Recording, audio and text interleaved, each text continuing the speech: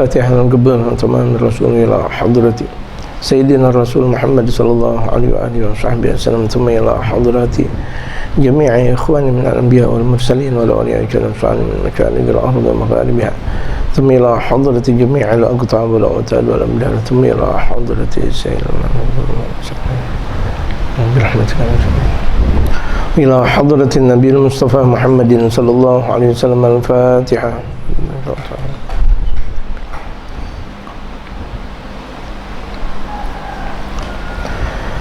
بسم الله الرحمن الرحيم. الحمد لله رب العالمين،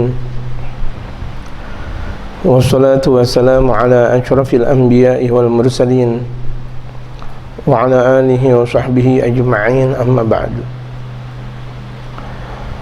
وقد قال المؤلف رحمه الله تعالى وأدام النفع به وبعلومه في الدارين آمين، قال: وتعلمه أن النبي صلى الله عليه وسلم وقت سن 70 للأمر بالصلاة، وإن كان قبل ذلك يتهيأ كثير من الأبناء والبنات للصلاة، لكن جعل هذا السن على وجه العموم، فقال صلى الله عليه وآله وصحبه وسلم: مروا أولادكم بالصلاة وهم أبناء 7 سنين. أخرجه أبو داود في سننه عن عمرو بن شعيب عن أبيه عن جده، باب متى يؤمر الغلام بالصلاة. Di sini Al-Habib Umar berkata di dalam kitab Shalahul Usrah wa Daurul Abawaini fi Tarbiyah, di bahagian yang kedua di sini dikatakan di halaman 31, alinea kedua. Wa ta'lamuhu, dan engkau tahu, anna Nabi sallallahu alaihi wasallam waggata sinna 70 lil amri bis salat, bahwa Nabi sallallahu alaihi wasallam mewaktukan usia 7 tahun untuk perintah salat. Di usia 7 tahun perintah salat. Jadi baginda Rasulullah mengajarkan anak di usia 7 tahun sudah harus salat. Mau salat tersebut yang wajib, mau salat tersebut yang sunnah. Terus diajarkan pagi siang sorenya, pagi siang sore malamnya, pagi siang sore malamnya, subuhnya, zuhurnya, asarnya, maghribnya, isyaknya, dan sunnahnya. Dan coba untuk diajarkan pula yang sunnah, duhanya, kemudian witirnya, tahajud kalau perlu. Karena memang tradisi mereka kaum salihin, ketika mereka mempunyai anak di usia-usia sebelum memasuki usia 7 tahun, bahkan di usia-usia baligh itu, dia maksudnya di usia-usia bayi, bukan baligh, di usia-usia bayi itu terkadang di tengah-tengah malamnya itu dibangunkan anak-anak mereka untuk ingat kepada Allah. Kalau orang tua Syekh Abdul Qadir Al-Jailani, kalau ketika beliau di masa kecilnya, seringkali itu dibangunkan oleh orang tuanya, seraya orang tuanya berkata, "Gum ya Abdul Qadir, udzkurillah." Bangun Abdul Qadir, sebut nama Allah, ingat Allah Subhanahu wa taala, ingat Allah, udzkurillah. Dibangunin tuh anaknya, dibangun. Kemudian ketika terbangun, udzkurillah Allah diajarkan. Walaupun ketika itu masih dalam keadaan bayi, belum bisa salat, tapi diajarkan tentang Allah. Ngantuk lagi, tidur lagi, udah. Gitu. Ungkapan Al-Habib Abdul Qadir bin Ahmad Segaf Jeddah pun seperti itu. Dulu ketika aku dalam keadaan bayi, persis sebagaimana Syekh Abdul Qadir Al-Jailani dibangunkan oleh orang tuanya, sama demikian juga aku. Di usia bayiku selalu dibangunkan oleh orang tua aku. Tutur Habib Abdul Qadir, beliau mendengar dari orang tuanya seperti itu, untuk dikatakan, "Ya Abdul Qadir, gum, udzkurillah, wahai Abdul Qadir, bangun, sebut nama Allah." Jadi pengenalan dini anak untuk menyebut nama Allah itu merupakan sebuah kewajiban dari orang tua, bapak dan ibu. Jadi terungkap dengan lisan sang bayi Allah. Jangan biarkan bayi kemudian bertutur kata dengan tutur kata yang tidak baik. Apalagi sih kata-kata yang mukhalif an syariah, yang bertentangan dengan syariat baginda Nabi besar Muhammad sallallahu alaihi wasallam. Jadi ini penting, pengajaran baginda Rasulullah di usia 7 tahun sang anak diperintahkan untuk salat, diperintahkan. Tapi ingat, perintahnya ini tidak untuk harus dipukul. Yang penting perintah dulu, nak salat, nak salat, nak salat.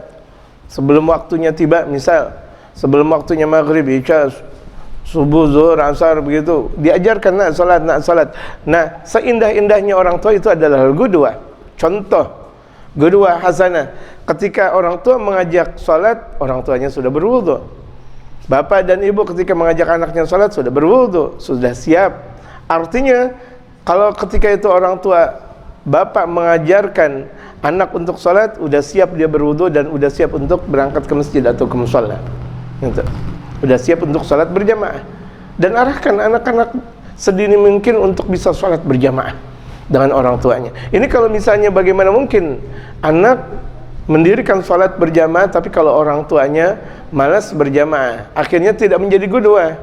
Akhirnya qudwahnya contohnya setengah-setengah, di mana orang tua mengajarkan anak salat, tapi ketika itu anak melihat orang tuanya tidak mendirikan salat, berarti qudwahnya setengah-setengah. Ya, itu akhirnya susah untuk anak untuk mengikuti tradisi orang tua. Karena anak itu sangat-sangat mengikuti apa yang telah dikatakan, apa yang telah dilaksanakan, apa yang telah terungkap dari kedua orang tuanya bil khusus.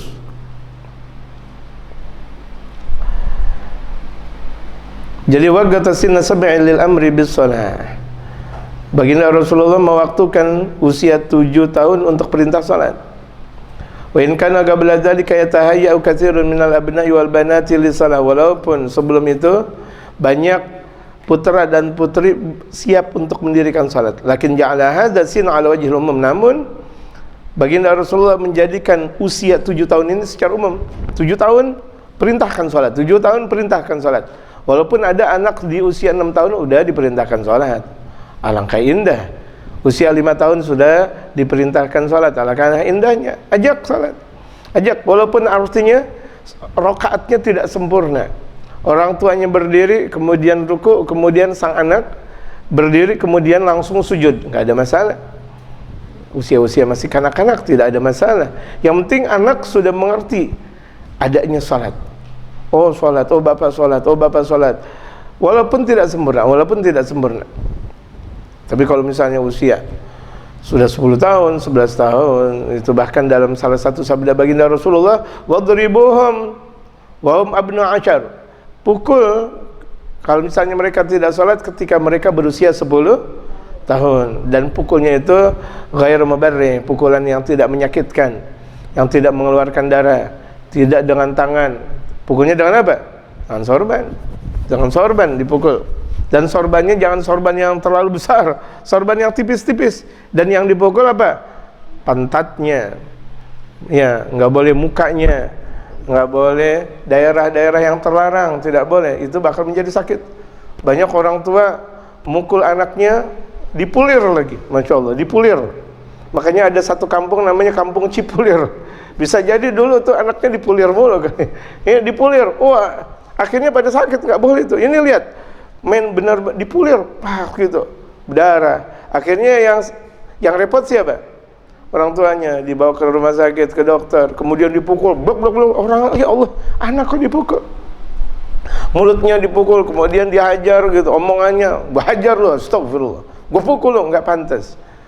Jadi apa namanya, ucapan-ucapan kepada anak tersebut, ucapan-ucapan yang indah. Ada kalau misalnya sekali, misalnya anak tersebut tidak bisa, 2 kali, ucapkan yang kira-kira menakutkan anak.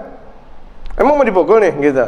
Nah, ketika dipukul, terjadi dipukul dengan sorban. Kalau anak yang beradab, ketika dipukul sama orang tuanya dengan sorban, dia bakal memikir. Sebagaimana istri ketika dipukul oleh suaminya, tapi dipukulnya dengan apa? Dengan sorban. Sama, istri juga kalau mukul istri, suami kalau mukul istri ini nggak sholat, disuruh ngaji, nggak mau ngaji, bandel, pukul. Tapi jangan pukul pakai tangan. Ini banyak sekali kejadian kekerasan dalam rumah tangga. Banyak sekali suami-suami mukul kepada istri dengan ditonjok, ditendang, nggak boleh. Jadi mukulnya dengan apa? Dengan sorban. Tetap kalau misalnya tuh istri nggak sholat, nggak patuh dengan istri, pukul, tapi dengan sorban. Zaman sekarang nggak dipukul dengan sorban, bahkan sebagian dikemplang pakai kayu dan sebagainya. Oh, saya nggak punya sorban. La ilaha illallah, seorang muslim nggak punya sorban. Gitu. Untuk beli rokok bisa, giliran beli peci nggak bisa, beli sorban nggak bisa. Ya Allah, ya. Paling sorban kayak gini paling berapa? Ya kan? Jamaah, paling berapa? Paling, ya Allah, paling 10.000 lebih. 10.000 lebih.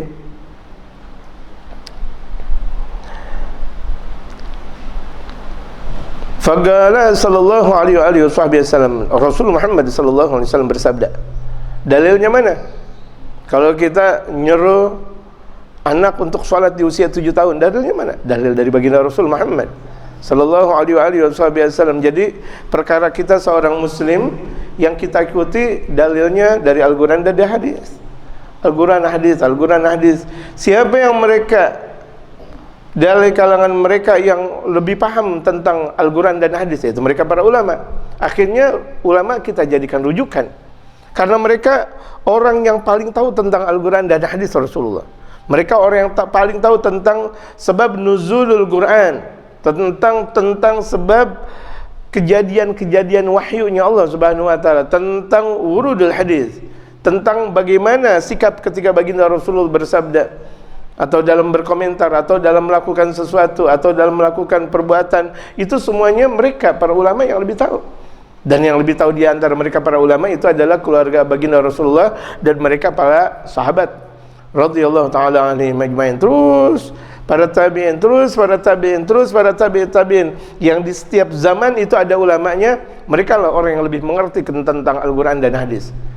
Jadi kita jadikan rujukan mereka, lantaran mereka lebih memahami Quran dan hadis ketimbang kita, gitu.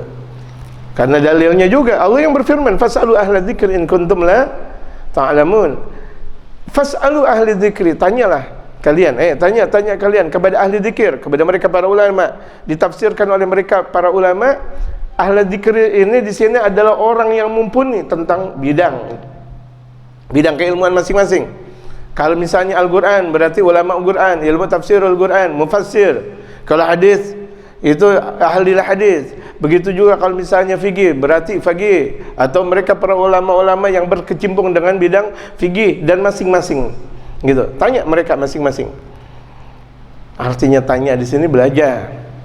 Fas'alu ahla dzikri in kuntum la ta'lamun. Belajarlah kalian kepada mereka. Belajar. Terkadang kita sombong.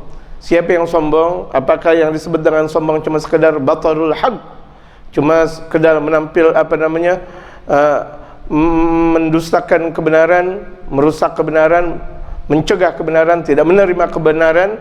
Apakah itu saja sombong? Di antara hakikat sombong di mana seorang hamba dia tidak mempelajari ilmunya Allah Subhanahu wa taala. Apalagi dia meyakini bahwa dirinya sudah paham tentang syariat.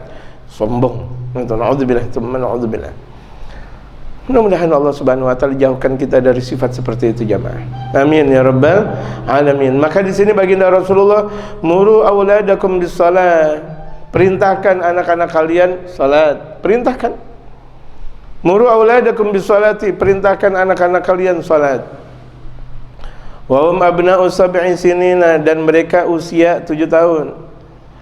Wa hum abna'u sab'i sinin, hal jumlah haliyah di sini.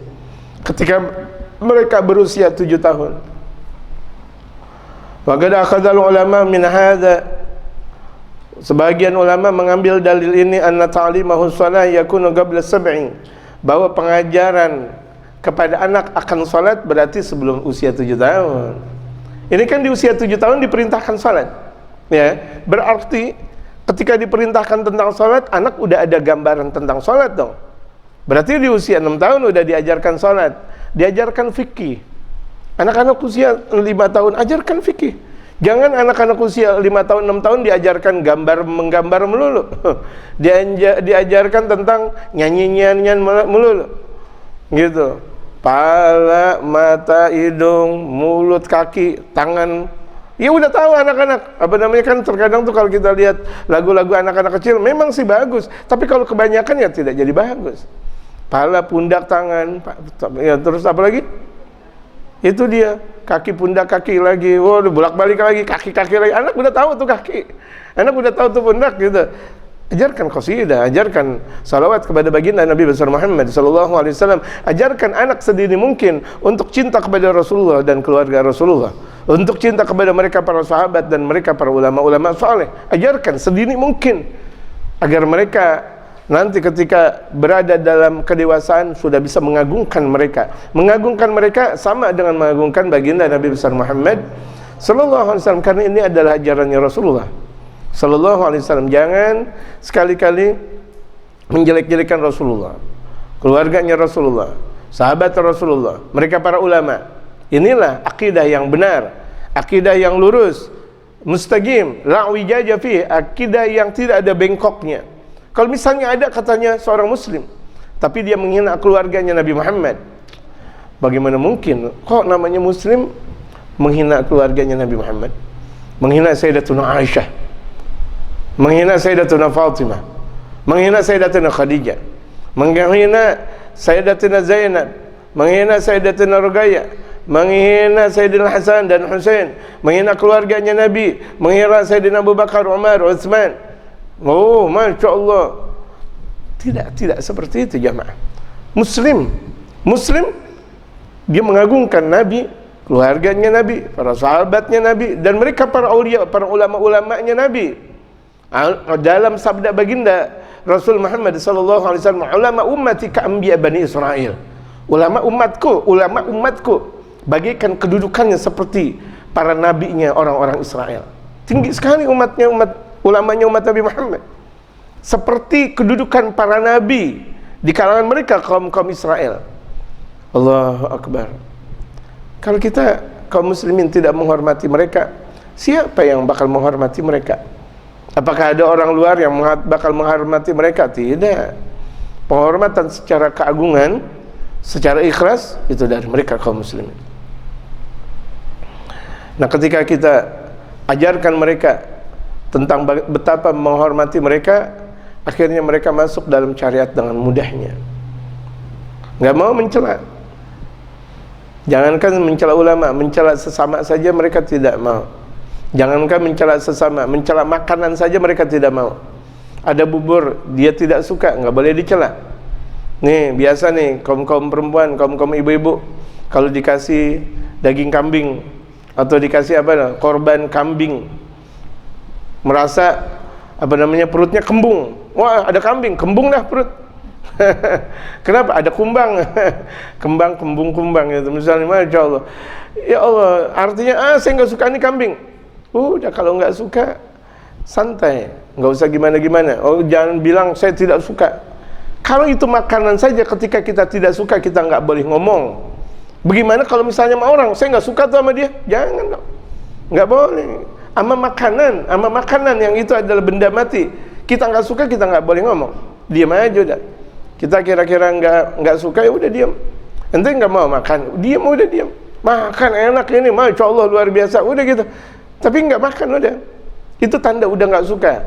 Dan kita juga kalau misalnya ada orang ketika sudah dihadapkan makanan, dia tidak suka, jangan kita paksa. Kenapa? Tanda dia tidak suka, udah. Gitu, nggak usah gimana-gimana.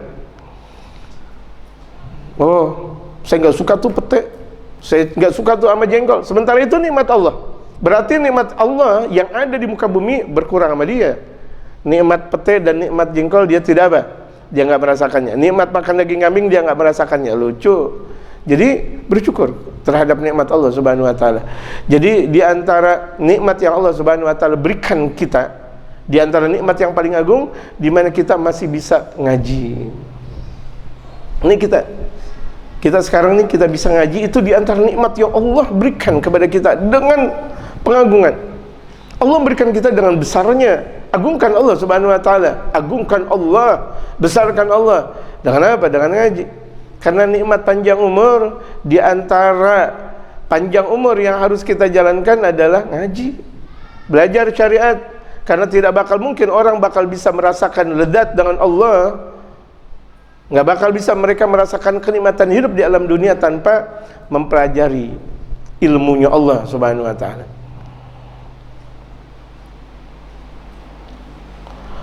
Jadi mereka para ulama mengambil dalil ini bahwa pengajaran kepada anak untuk sholat berarti sebelum 7 tahun. Benar.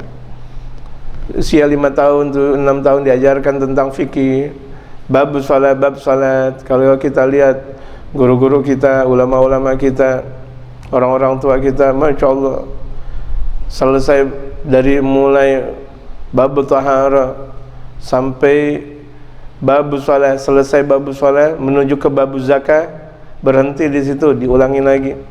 Bab tahara, bab bersuci, di situ diajarkan tentang air, diajarkan tentang bersuci, berwudu, mandi, istinja, cebok, diajarkan terus mulai wudu, sunah-sunah wudu, rukun wudu, syarat wajib wudu, syaratnya sahnya wudu, kemudian juga salat, kemudian terus diajarkan hukum salat, diajarkan waktunya salat, diajarkan adabnya salat, rukun, syarat, sunnahnya salat, hal-hal yang membatalkan salat, haramnya salat, wajibnya salat, diajarkan. Mau masuk ke zakat lagi, dari ulang lagi. Maksudnya apa?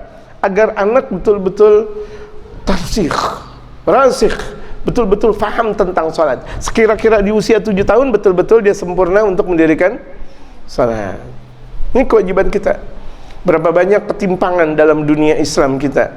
Orang-orang tua kita, mereka sudah seakan percaya untuk anaknya dididik di masjid, musola atau majlis taklim atau di pesantren. Sementara kewajiban orang tua tetap untuk mengajarkan salat.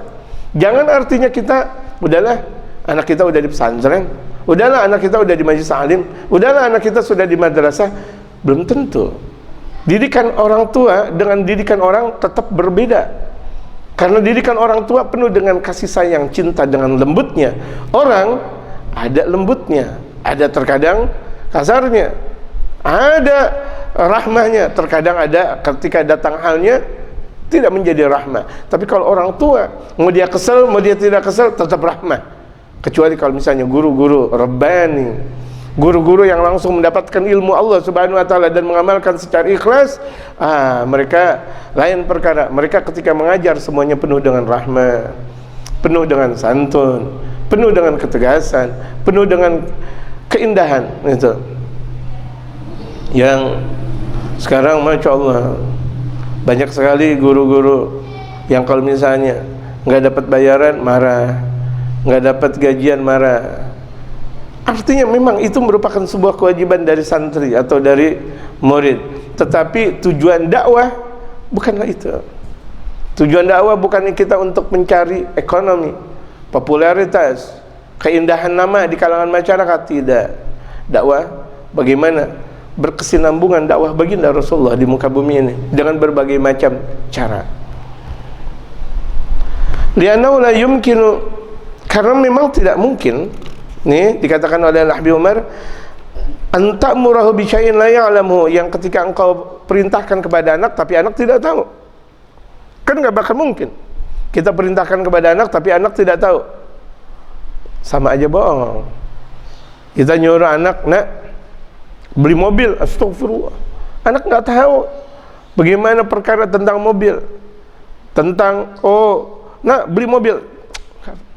Anak di usia kecil saja, misal nak beli beli soto Jakarta misalnya, anak masih kecil, anak masih usia 3 tahun, 4 tahun atau 5 tahun, disuruh beli soto Jakarta. Di mana? Di pasar. Mereka tidak tahu bentuk soto bagaimana, ceritanya. Itu pun tidak layak. Sama ketika kita mengajarkan anak sholat, tapi kita menyuruh mereka sholat, tapi kita nggak mengajarkannya. Tidak ada gambaran untuk bagaimana mereka mendirikan sholat, nggak ada gambaran untuk bagaimana caranya berdiri, ruku, tidak, sujud lagi, kecuali kalau sebelum 7 tahun sudah harus diajarkan salat, diajak salat. Masya Allah, ya kan? Ini biasakan nih jamaah, biasakan. Di mana mereka para sahabat radhiyallahu taala alaihim ajmain, selalu mereka mengajak anak-anak mereka, putra-putra mereka untuk salat berjamaah dengan baginda Rasulullah Muhammad sallallahu alaihi wasallam. Sering bahkan terdengar di dalam masjidnya Rasulullah suara tangisan anak bayi Seringkali terdengar suara tangisan anak-anak. Biarkan. Masya Allah, itu menandakan rahmahnya Allah Subhanahu wa ta'ala. Menandakan rahmahnya Allah. Kita lihat di Masjidil Haram, kita lihat di Masjid Nabawi, kita lihat di masjid-masjid yang lain. Masya Allah, ketika imam sudah mulai takbir Allahu Akbar, terdengar suara anak bayi, itu seharusnya kita bergembira. Kenapa? Karena ada anak bayi di situ, bukan karena bagaimana dan bagaimana. Nah, kewajiban imam untuk memang mempercepat salatnya. Kenapa? Rahmatan litifil, karena sayang kepada bayi. Sebagaimana baginda Rasulullah ketika salat, beliau mendengar ada anak bayi yang nangis. Akhirnya beliau bercepat-cepat untuk menuntaskan salat beliau. Bukan malah kemudian membaca Yasin atau membaca surah Al-Baqarah dari awal sampai akhir. Enggak, malah diperpendek itu bacaan-bacaannya. Jadi itu baginda Rasulullah santun. Sampai sholat pun santun. Bahkan sampai perang sekalipun, ketika kita membahas tentang kitab ini, bahkan sampai perang saja baginda Rasulullah santun. Fatamurahu bifi'lin qad 'alimahu min sabiqin, maka engkau perintahkan anak dengan perbuatan yang dia ketahui sebelumnya. Ketika kita memerintahkan salat, anak udah ada gambaran tentang salat. Ketika kita perintahkan anak udah mandi, nak mandi, karena memang sebelumnya anak sudah tahu tentang mandi.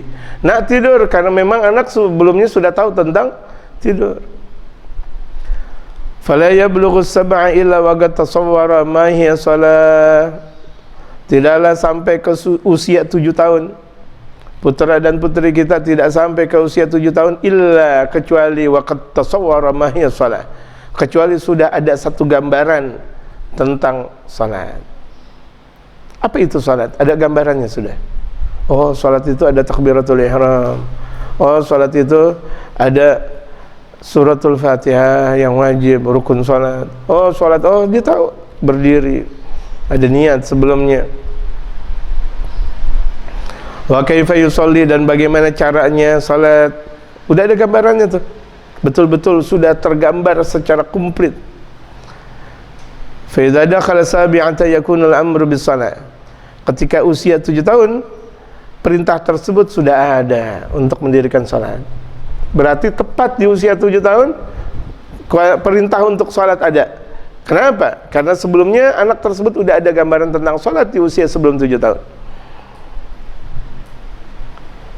Ini kita lihat ya Allah, anak-anak kita, anak-anak kecil kita, anak-anak kaum muslimin, sedih jamaah. Lebih mereka diajak ke mall, lebih mereka diajak ke tanah lapang, lebih mereka diajak ke tempat-tempat wisata atau ke tempat-tempat umum daripada mereka diajak ke masjid, mushola dan majlis ta'lim. Sementara diajak ke masjid, mushola dan majlis ta'lim itu menguatkan akidah anak. Ketika diajak melulu ke mall, melulu tamasya, boleh satu waktu tamasya, tapi tidak melulu. Ketika melulu artinya berketerusan setiap hari. Kalau mau tidurin anak nggak bisa, kecuali harus ke mall dulu. Kalau mau tidurin anak harus ke tempat taman dulu. Oh, kalau nggak ke taman nggak bisa, berketerusan anak. Harus ke tempat ini, ke tempat itu dulu. Ya Allah, nanti tumbuh diri sang anak cinta dunia, hubbud dunia. Sementara hubbud dunia ra'su kulli khati'ah. Hubbud dunia dalam sabda Rasulullah, ra'su kulli khati'ah, itu adalah pangkal dari segala bentuk keburukan. Hubbud dunia, cinta dunia. Bisa jadi anak cinta dunia karena memang pengajaran orang tua, atau bahkan tanpa disadarkan orang tua sudah mengajarkan titik-titik untuk cinta kepada dunia kepada sang anak tersebut. Walaupun tidak secara langsung. Itu memang tidak secara langsung. Orang tua tidak mengatakan nak cinta dunia, memang tidak. Tapi ketika sudah diarahkan banyak ke mall, banyak ke piknik, banyak ke untuk belanja, itu dengan sendirinya anak diajarkan untuk cinta dunia. Boleh sewaktu-waktu saja jamaah sekalian pemirsa yang dirahmati oleh Allah Subhanahu wa taala, sewaktu-waktu saja boleh.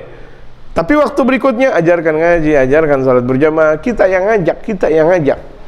Jangan terkadang kita sebagai orang tua dengan sombongnya, nak salat berjamaah tuh dengan teman-teman kamu, bapak sibuk. Tidak seperti itu perintah. Nah, jangan seperti ini. Oh, bapak sibuk, ibu sibuk. Tidak seperti itu perintah.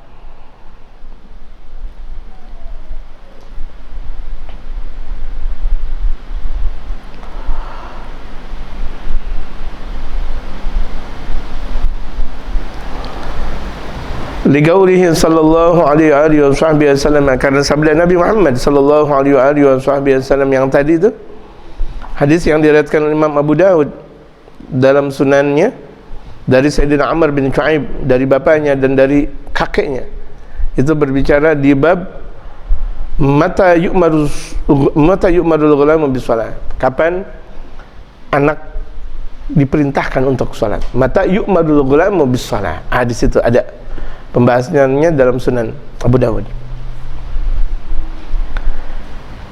Dalam sabda Rasulullah, muru auladakum bis-shalah, perintahkan anak kalian salat. Perintah dari baginda Rasulullah. Apa perintahnya? Perintahkan anak-anak kalian salat. Wa hum abna'u sab'i sinin, ketika mereka sudah berusia 7 tahun. 7 tahun yang seharusnya boleh aja ulang tahun, tidak jadi masalah. Ya, apalagi kalau misalnya ulang tahun anak di usia 7 tahun, itu hadiahnya apa? Kalau dia adalah laki, peci, gamis, sarung, sorban, Masya Allah, sajadah. Itu kan indah sekali. Di usia 7 tahun diberikan hadiah ulang tahunnya. Itu perempuan, dia diberikan hadiahnya jilbab, kemudian abaya atau gamis kurung, kemudian juga diarahkan untuk bernikab. Masya Allah, ini tidak nih jamaah sekalian. Kalau kita lihat banyak di jalan-jalan, neneknya sih pakai nikab, neneknya pakai nikab. Nih mulai usia-usia 60 tahun, 70 tahun tertutup, bagus sekali. Pakaian-pakaian mereka sangat-sangat bagus, tertutup, serba hitam. Anaknya di usia 34 tahun sudah mulai agak sedikit terbuka. Mukanya terbuka, tangan-tangannya terlihat semuanya. Bahkan terkadang kakinya pula terlihat, mulai terlihat, terbuka. Putrinya yang di usia 10 tahun, 11 tahun, 12 tahun, betul-betul ketiaknya terlihat. Masya Allah. Di usia 15 tahun, 20 tahun, you can see, tidak pakai jilbab. Yang seharusnya yang ditutup yang ini nih, di usia 15 tahun sampai 20 tahun. Kalau nenek-nenek tertutup wajar, nenek-nenek. Andai kan terbuka sekalipun, siapa yang mau kepada nenek-nenek, kecuali kakek-kakek memang. Gitu. Artinya nih tempatnya fitnah yang di sini. Tapi kita lihat, Masya Allah, nenek-neneknya semuanya pakai-pakainya benar, dengan syariat, dengan adat istiadat yang sudah mereka terima dari jauh-jauh hari, tentang adatnya mereka di masa-masa yang terdahulu. Masya Allah kuat, anaknya agak sedikit kuat, cucunya tidak ada kekuatan. Kemudian mereka terkadang membiarkan cucunya terbuka auratnya, padahal neneknya tertutup auratnya. Kita sering lihat kayak gitu jamaah sekalian. Masya Allah, ini kan menyakitkan umat, menyakitkan baginda Nabi besar Muhammad sallallahu alaihi wasallam. Sementara tempatnya zina, tempatnya fitnah di sini. Di usia-usia anak, di mana anak tersebut masih produktif atau anak-anak masih muda. Allahu Akbar, usia 10 tahun dibiarkan anaknya pakai you can see. Kan masih kecil, justru masih kecil. Jangan biarkan pakai pakaian seperti itu. Ya, berapa banyak tuh anak-anak kecil akhirnya didekatkan oleh pria-pria hidung belang atau pria-pria dewasa yang tidak ada tanggung jawabnya. Naudzubillah min dzalik, dikasih permen, dikasih ini dan sebagainya, kemudian dibawa ke sana ke sini. Naudzubillah min dzalik. Ini di antara kesalahan orang-orang tua. Membiarkan putri-putrinya tidak mengenakan jilbab. Mengenakan putrinya itu tidak tertutup auratnya dengan alasan masih kecil. Justru masih kecil diajarkan jamaah. Justru dari masih kecil. Pengajaran itu dimulai dari dini, gitu. Kalau pengajaran sudah tua agak susah. Wadribuhum 'alaiha, pukul mereka.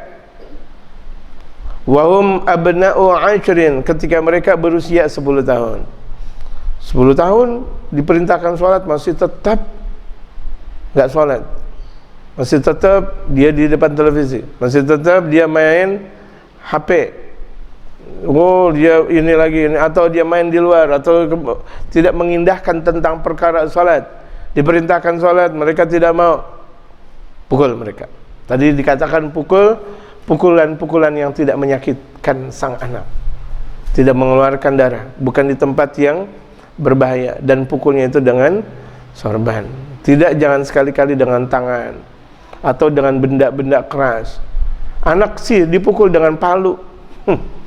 Anak sih dipukul dengan hammer, atau anak dipukul atau dirusak dengan apa kuku.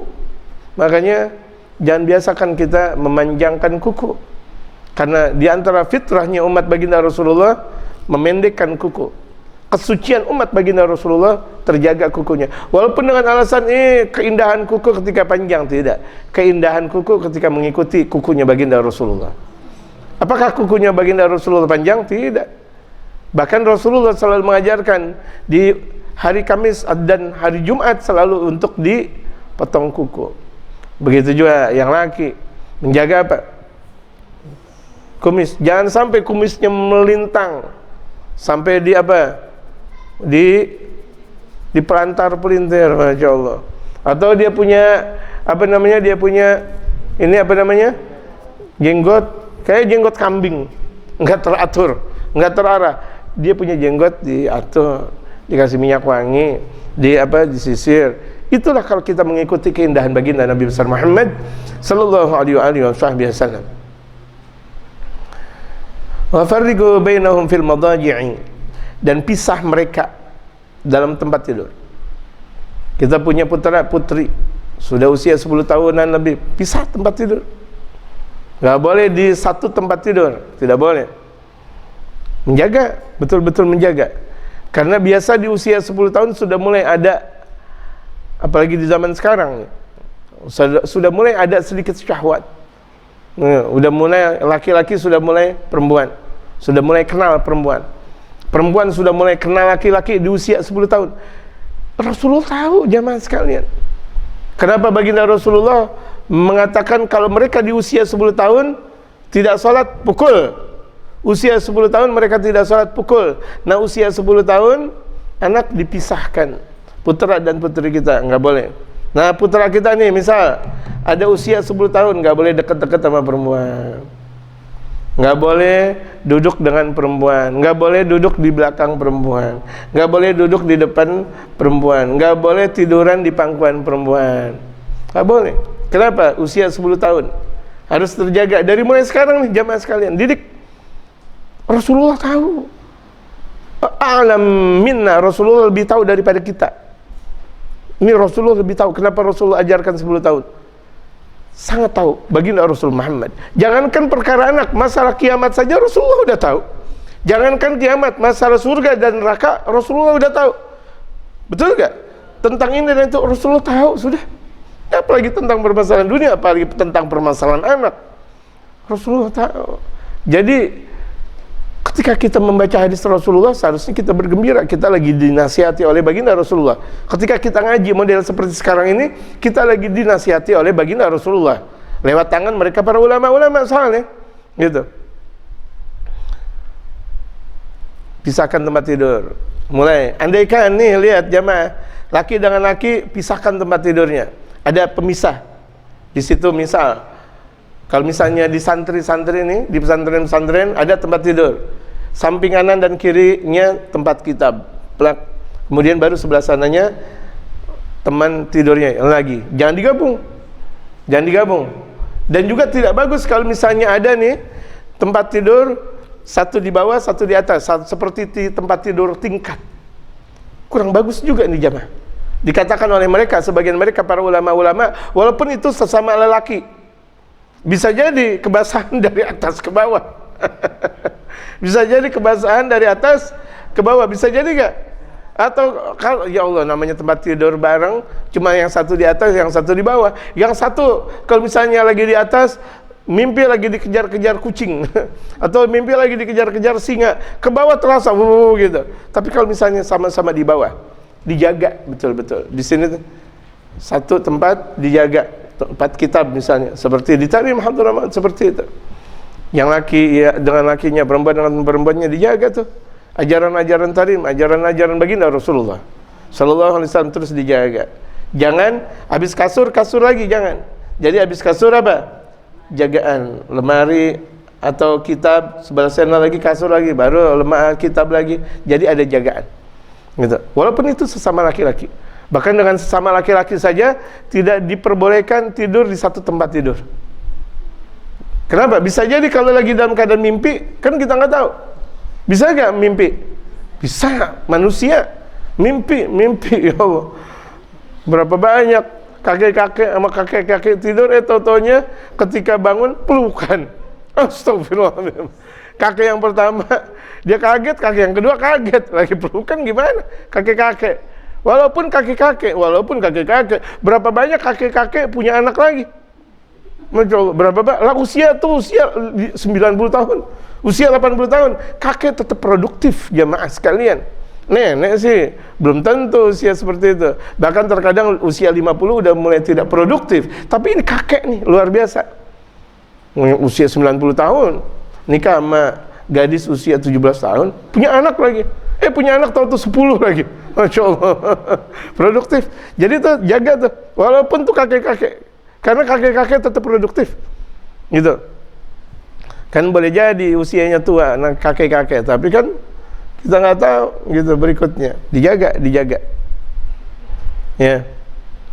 Sampai Rasulullah mengajarkan betapa adab tidur, etika tidur dia ajarkan oleh baginda Rasul. Sempurna sekali ini ajaran Islam, jamaah. Ya, sempurna. Ini diantara ajaran Rasulullah kepada sang anak. Gitu. Jangan seenak-enaknya tidur. Kalau misalnya kita punya putra dan putri saja tidak boleh bareng di satu tempat tidur, pisah mulai, apalagi memasukkan laki atau perempuan ke tempat tidur. Ya Allah, naudzubillah min dzalik. Sebagaimana ada dalam dunia barat, mereka asik sekali membawa teman lakinya ke tempat tidur perempuan, disadari atau tidak disadari oleh orang tuanya. Bahkan itu merupakan sebuah kegembiraan kalau orang tua melihat kalau ada anaknya, putrinya sudah mulai memasukkan di tempat tidurnya itu putra. Naudzubillah min dzalik. Ada kegembiraan, ini kegembiraan. Musibah besar. Musibah besar, tempatnya bala dan musibah merupakan sebuah kegembiraan. Apakah itu yang harus kita ikuti? Tradisi barat, tradisi kafir, naudzubillah min dzalik. Jangan. Sementara barat mengikuti tradisi Islam, mulai sedikit demi sedikit. Tradisi barat sudah mulai mengikuti. Ya Allah, mudah-mudahan Allah berikan kejayaan di timur dan di barat, dengan kejayaan diantaranya Masjid Hagia Sophia di Turki dan sebagainya. Mudah-mudahan Allah berikan keagungan masjid-masjid kita untuk sarana beribadah dan sarana untuk syariat baginda Nabi besar Muhammad sallallahu alaihi wasallam. Wa farriqu bainahum fil madaji'i, dan pisahkan mereka dalam tempat tidur. Ay hafidhu ala qiyamil iffati wal amanah, jaga untuk menjaga iffah. Iffah itu tidak pernah meminta, jaga diri. Makanya biasakan anak-anak kita jangan pernah minta-minta. Omelin kalau ada anak kita minta permen sama orang, minta duit sama orang, minta makan sama orang, minta nasi sama orang. Jangan, omelin. Kamu bagaimana sih makan di rumah orang, kasih tahu. Minta-minta, kalau dikasih boleh. Kalau dikasih boleh. Itu pun kalau dikasih kita tahu dari siapa, nak? Sayyidina Al-Hasan atau Sayyidina Al-Husain ketika diberi sesuatu. Ketika itu baginda Rasulullah tidak tahu siapa yang memberinya. Kemudian baginda Rasulullah berkata, kah, buka, muntahkan, dikorek oleh jari jemarinya baginda Rasul Muhammad sallallahu alaihi wasallam sampai cucunya tersebut memuntahkan makanan yang sudah masuk. Kenapa? Aku tidak ridha kalau anak keturunanku makan makanan yang tidak diketahui kehalalannya. Tuh lihat, tidak diketahui kehalalannya, dimuntahkan. Itulah tradisi baginda Rasul Muhammad sallallahu alaihi wasallam. Apakah kita mau keluar dari tradisinya Rasulullah? Jangan biarkan anak-anak kita minta. Kalau misalnya mau minta sama kita, nah, kalau minta sama abi, Nah, kalau minta sama Umi, minta. Kalau ada, emang pernah tidak diberi? Kan diberi.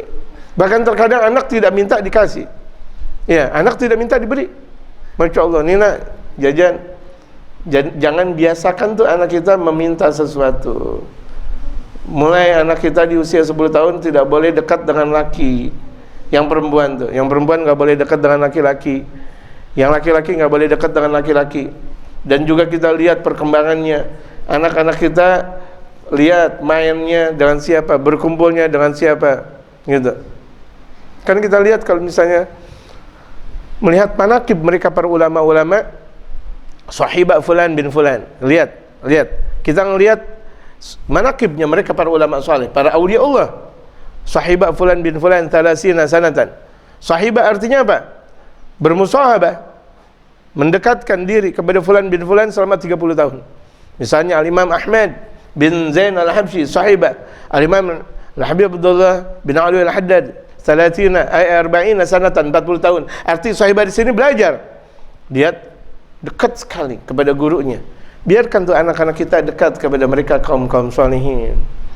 Mulai ajarkan mereka cinta kepada kaum salihin sebagaimana yang telah tadi diungkap. Wal amanah, ajarkan menjalankan amanah. Nak, jalankan ini. Kalau misalnya contoh kebersihan, kita lihat kurang bersih nak.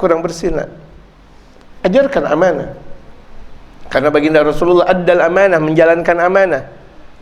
Wa ballagha risalah, dan sudah menyampaikan risalah. Addal amanah wa ballagha risalah. Dialah baginda Rasul Muhammad sallallahu alaihi wasallam.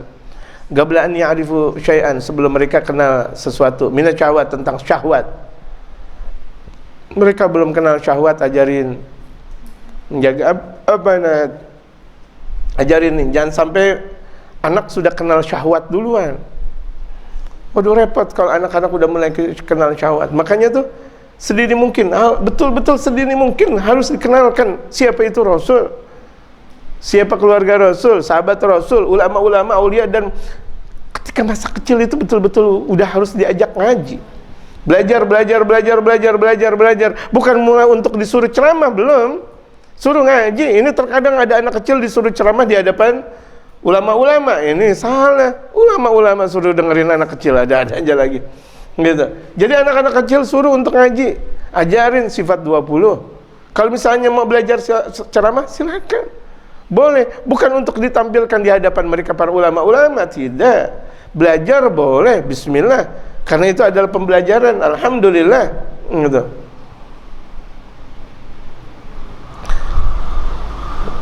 Qabla an ya'rifu syai'an minasyahwati, sebelum mereka anak-anak mengenal sesuatu syahwat aslan, secara asalnya. Walam tahamma haula adhanihim, yang belum ada pemahaman syahwat di akal pikiran mereka. Jadi belum ada tuh syahwat, belum ada keinginan. Contoh kalau misalnya putra kita belum ada keinginan syahwat, dia ngelihat perempuan biasa-biasa saja, atau perempuan ngelihat laki biasa-biasa saja. Tapi kalau sudah mulai, masya Allah tuh cantik, masya Allah, berarti udah mulai ada. Udah harus dijaga betul-betul nih anak. Kalau udah mulai seperti itu, ya. Pertama tuh kalau anak kita udah 10 tahun nggak boleh apa?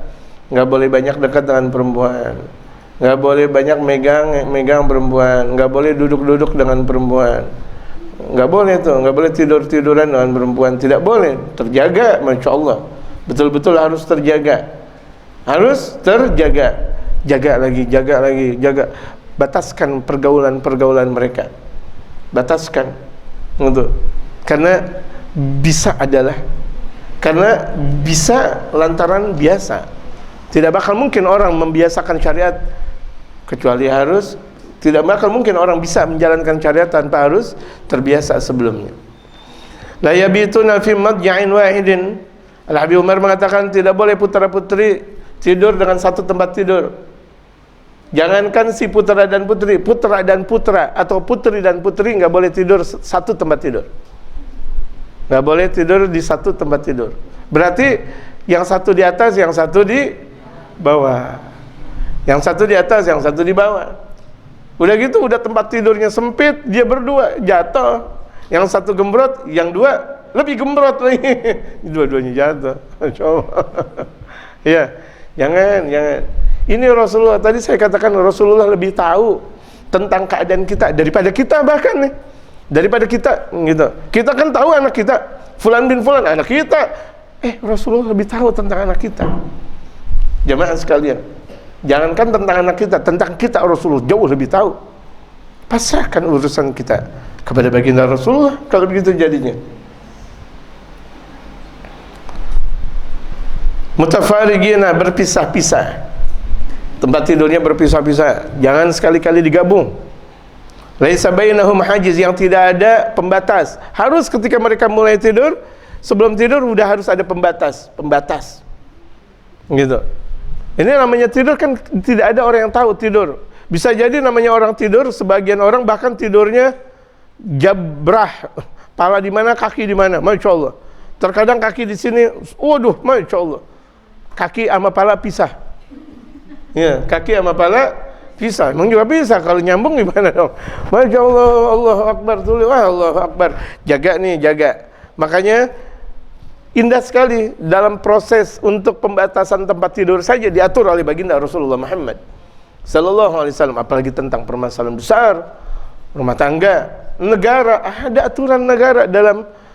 Kita lihat ketika kita mempelajari tentang undang-undang negara, al-ahkam sultaniyah, hukum-hukum atau undang-undang kenegaraan, ada Al-Imam Al-Mawardi di situ menyebutkan besar tentang al-ahkam sultaniyah.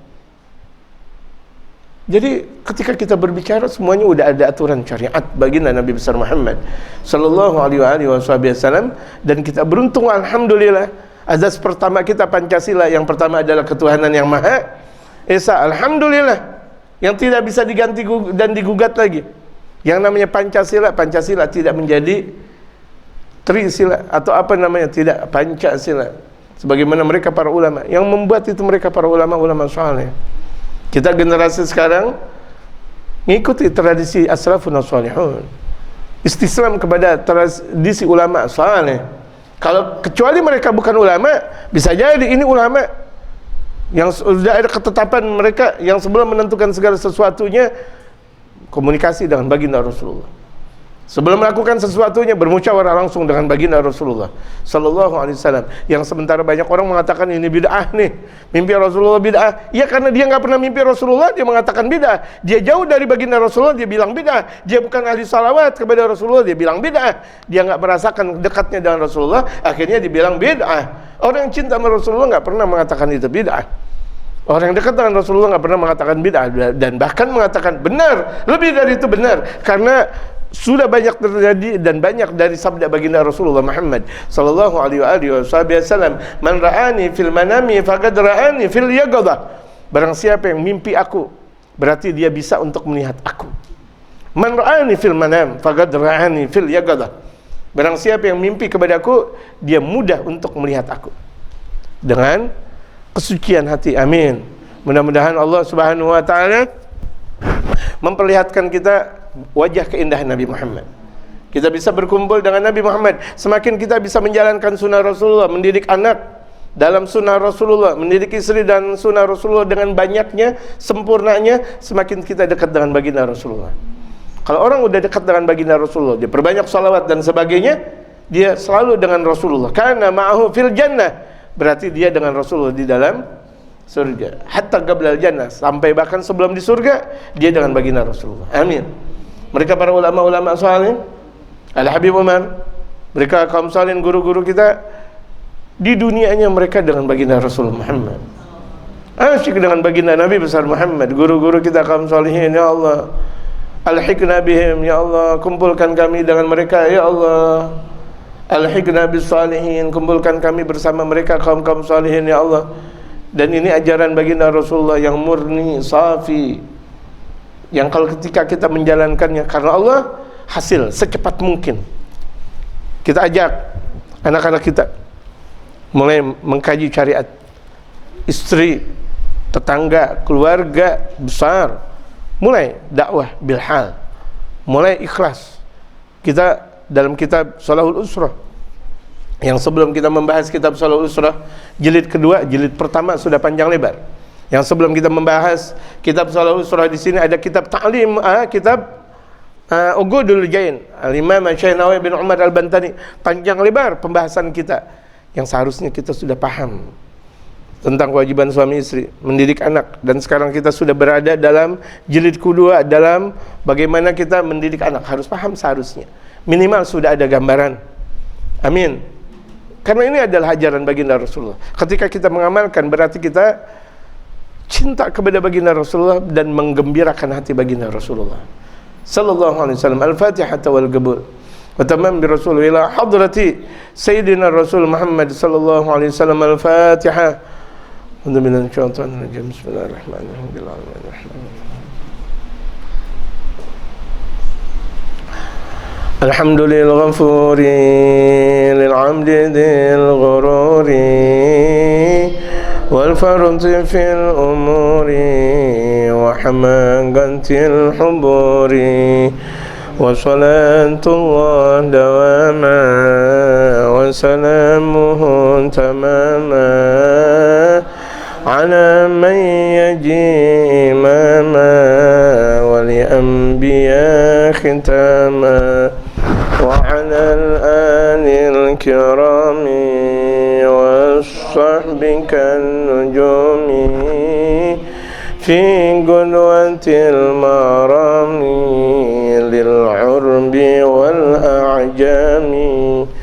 يا ربنا اعترفنا بأننا اقترفنا وإننا أسرفنا وعلى لظى أشرفنا فتب علينا توبة تغسل كل حوبة واستر لنا العورات وآمن الروعات واغفر لوالدينا ربي ومولودينا والأهل والإخوان وسائر الخلان وكل ذي محبة أو جيرة أو صحبة والمسلمين أجمع آمين ربي أسمع فضلا وجودا منانا باكتساب منا بالمصطفى الرسول نحظى بكل سوني صلى وسلم ربي عليه عد الحب وآله والصحبه عداد طاش الصحب والحمد لله في البدء والتناهي.